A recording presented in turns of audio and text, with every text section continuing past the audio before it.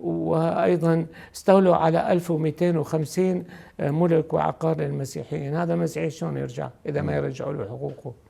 زين، هاي ممتلكات المسيحيين اللي تم مصادرتها وتم الاستيلاء عليها فقط جهات أخرى، مكونات شعب أخرى، لو أيضا هناك مسيحيين شاركوا بالسيطرة على ممتلكات؟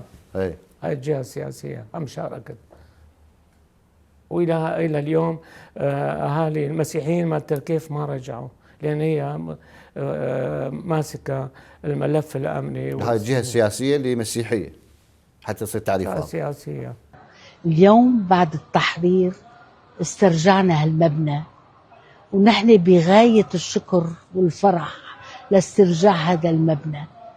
الشكر الجزيل لسيادة محافظ ولمدير الشؤون السياسية، لأنه هاللفتة لفتة كبيرة جدا، يرجع الحق لأصحابه.